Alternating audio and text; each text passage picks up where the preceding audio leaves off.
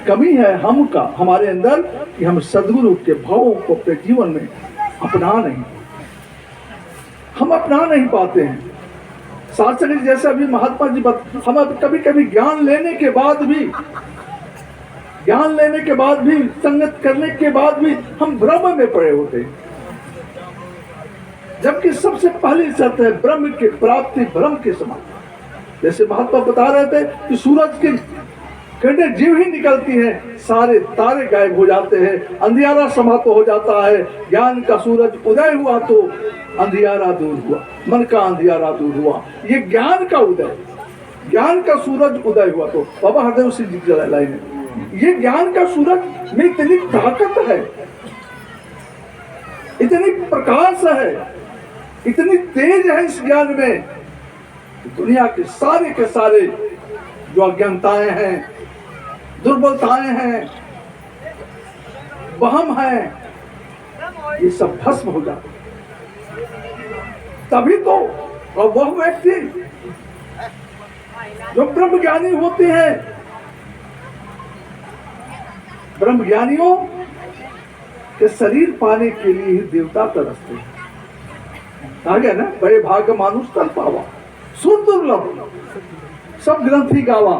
देवता भी तरसते हैं, सारे ग्रंथ गाते हैं, लेकिन कौन? किस शरीर को पाने के लिए? जिसको तुलसीदास जी ने कहा है, क्षितिजल पाओ गगन समीरा पंच रचित अधम शरीरा। यह शरीर तो अधम है, निकृष्ट है, यह अधम शरीर है, लेकिन फिर वही कहते हैं कि इसको पाने के लिए देवता भी तरसते रहते हैं। इस तन को पाने के लिए देवता, जिस तन में ब्रह्म ज्ञान समाया होता है, जिसके जीवन के सारे भ्रम दूर हो जाते हैं, इस तन को पाने के लिए देवता। शास्त्र जी जब रावण का वध हुआ था तो सारे देवता फूल बरसा रहे, तो वहां भगवान राम कहते हैं लक्ष्मण देखो पिताजी भी आए हुए हैं, पिताजी आए हुए हैं, क्या पिता की आत्मा की मुक्ति नहीं हुई? कहते नहीं। क्यों?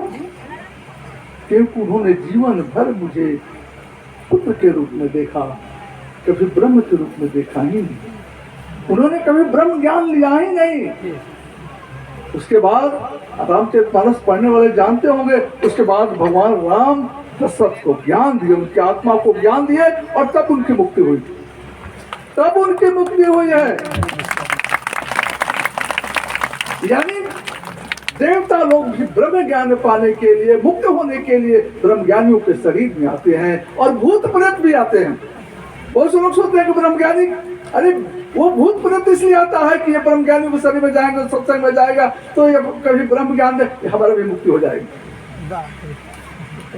ये वो भी मुक्ति के लिए तरसता है। जब देवता तरसते हैं तो ये नहीं तरसेगा, और यही कारण है कि ब्रह्म ज्ञानियों के चरण पाते ये सब छू मंतर हो जाते हैं। ज्ञान सवेरा, ज्ञान का सूरज उदय हुआ तो ये सब अपने आप खत्म हो जाते हैं। लोग कहते हैं कि ब्रह्म निरंकारियन के पास क्या है? निरंकार का पास ब्रह्म ज्ञान है, जिस ब्रह्म ज्ञान को पाने के लिए देवता करते हैं। निरंकारी मिशन सारे महात्माओं को देवता नहीं, देवता से ऊपर, जिसके लिए दास को याद है, अभी साधु जी हैं, साधु जी के एक रिश्तेदार थे बलिया में, वो ब्रह्म ज्ञानी थे, जाते थे।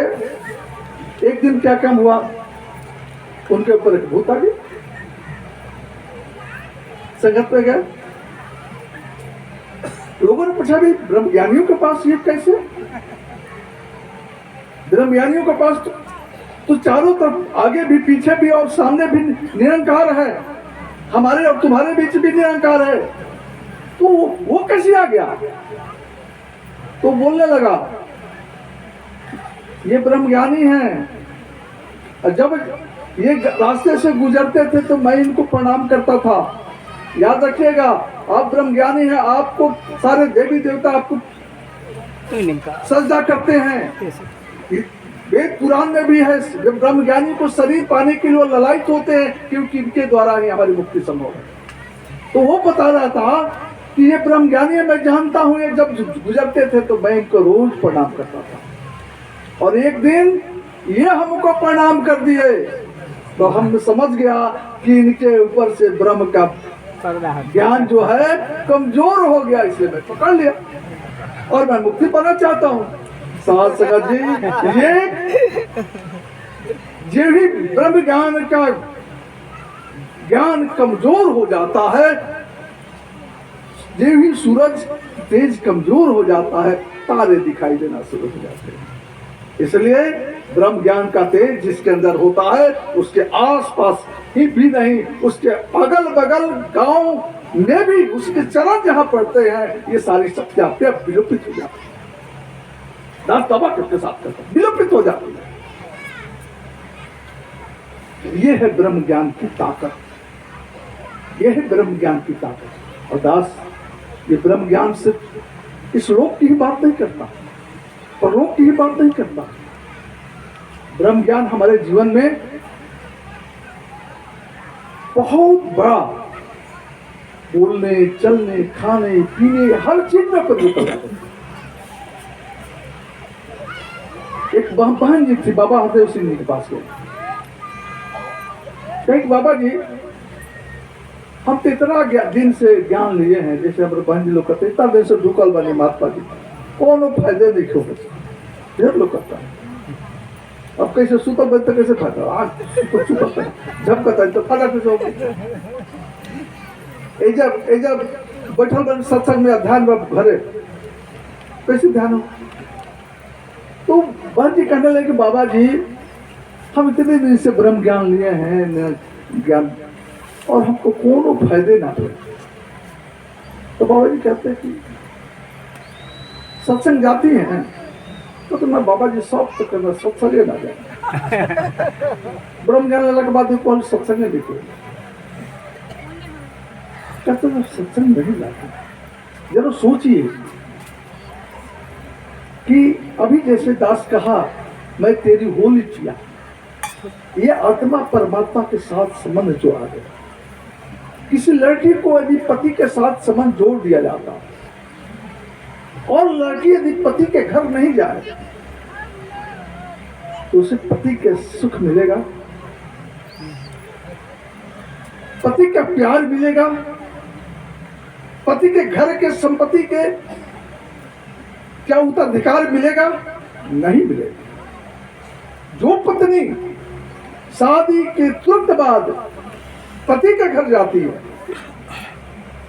तो पति के सारे उत्तराधिकार उसे प्राप्त हो, स्वतः प्राप्त होगा, स्वतः प्राप्त होगा। इसलिए बाबा जी के कहने का भाव है कि ब्रह्म ज्ञान लेने के बाद ये परमात्मा का घर है, तुम्हारे पति का घर है। सत्संग में जरूर जाया करो, जरूर जाया करो। लोग कहते हैं कि कभी कभी हमारे घर मेहमान आ गए, कैसे सत्संग में जाएं? अरे भाई, मेहमान को भी कहिए कि चलिए चलिए चलिए हम जा रहे हैं, तो चलिए साथ ही चलिए, वहीं बैठ के बात किया जाए, वहीं पानी पिया जाएगा।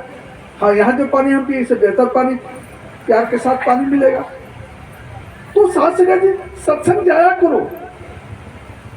और जो सत्संग नहीं जाएगा, अपने पति के घर जो पत्नी नहीं जाएगी, उसे जीवन में कोई सुख, कभी सुख नहीं मिल पाएगा। इसलिए इस गांठ बांध कर रख लीजिए कि हमें ब्रह्म ज्ञान लेने के बाद में सारा सुख मिलेगा, लेकिन उसके लिए शर्त है कि हमें सत्संग में जाना होगा। सत्संग को छोड़कर, सत्संग से घर बैठकर हमें सुख नहीं मिल सकता है। चाहे 1000 दिन से ढुकल बने, चाहे 10 साल से ढुकल होगी, चाहे 10 दिन से ढुकल होगी, कोई सुख ना मिले।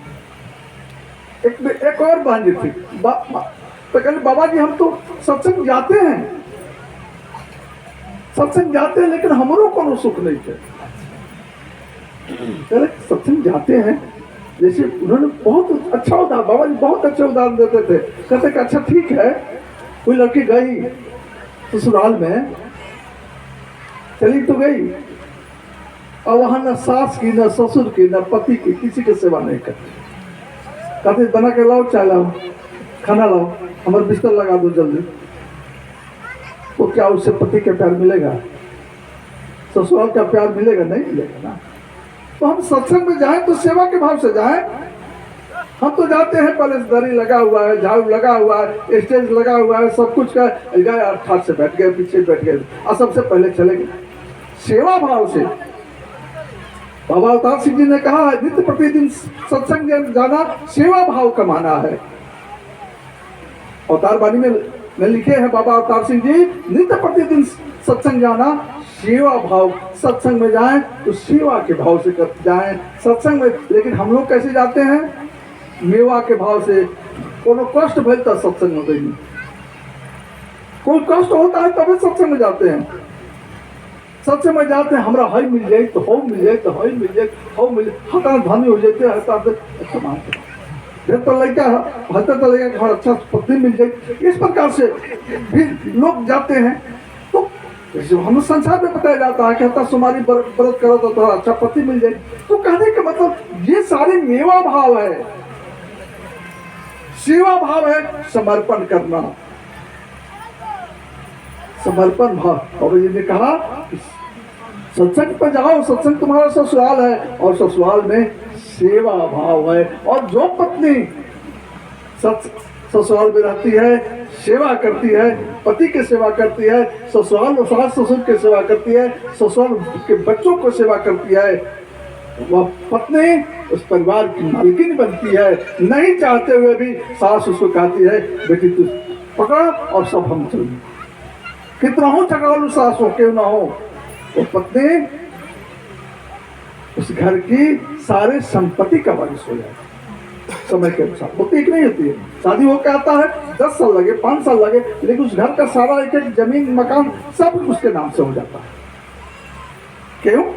क्योंकि पति की सेवा किया है, पति के परिवार का सेवा किया है। तो पति हमारा पति तो निरंकार है, लेकिन ये जो है उसका पति का परिवार है, इनका सेवा भी हमारे ससुराल की सेवा है। तो साथ से इस प्रकार से हम सेवा करते रहें तो हमारे जीवन में किसी चीज को मांगने की जरूरत ही नहीं, किसी चीज को मांगने की जरूरत नहीं है। मांगता कौन है? साथ से मांगता कौन है? मांगता कौन है? बाबा एसपी सिंह जी हमेशा कहते थे, आज भी कहते हैं, संसार में हर कोई प्यार चाहता, सम्मान चाहता कि हमको सब लोग प्यार करें, गांव के सब लोग हमरा की इज्जत करें, सब घर के सब लोग हमको प्यार करें, सत्संग में जाएं सब हमको प्यार करें, सब इज्जत करें। चाहता है कि नहीं चाहता? हर कोई चाहता। और लेकिन प्यार देना नहीं चाहते। तो उन्होंने कहा कि पूरा संसार प्यार का भिखारी है। पूरा संसार किसका भिखारी है? प्यार का भिखारी है। और भिखारियों के भीड़ में भीख नहीं मिला करती। भिखारी की लाइन हो और कहे भाई 5 पैसा दे दो, 5 पैसा दो, कोई भिखारी नहीं करे। हम बैठल बने सुबह से, हमारे तू भीख, हम बैठल बने, हम भीख दो करते बनी, तो भीख लो करते। उन्होंने कहा कि संसार प्यार का भिखारी है, सब कोई प्यार चाहता है। सदगुरु हमें प्यार का भिखारी नहीं, हमें प्यार का दाता बनना है। हमें प्यार का भिखारी नहीं बनना है कि फल्ला हमको प्यार करेंगे, फल्ला हमको सम्मान करेंगे, फल्ला हमको इज्जत देंगे। हमें इज्जत देना है, हमें प्यार करना है, पूरे संसार को प्यार करना है। जिस और निरंकारी मिशन का यही संदेश है। तो आज आपको प्यार का कभी भिखारी नहीं बनना है, प्यार का दाता बनना है। और कभी अपने आप को याचक नहीं बनना है। हम तो शहंशाह के बेटे हैं। शहंशाह हमारे सदगुरु अवतार सिंह जी को शहंशाह कहा जाता था। वो अपने आप को कहते हम तो शहंशाह हैं। जब शहंशाह के हम बेटे हैं तो हम इतने याचक कैसे बन सकते हैं? सारी कहा गया है अष्ट सिद्धि नवनिधि की माता, असबर जिंदगी जानकी माता, ये सारी शक्तियां जानकी माता के पास थी, हनुमान जी को दिए थे। ये शक्तियां आपके पास हैं, ये शक्तियां आपके पास हैं। 5 प्रण और 3 कर्म, ये अष्ट सिद्धियां हैं। इसको आप अपने केवल जीवन में साध लें, आपको सब कुछ पूरा होगा। तो साथ से दास भी अब समय की मर्यादा बिल्कुल इजाजत नहीं देता है। दास को कहने के क्रम में यदि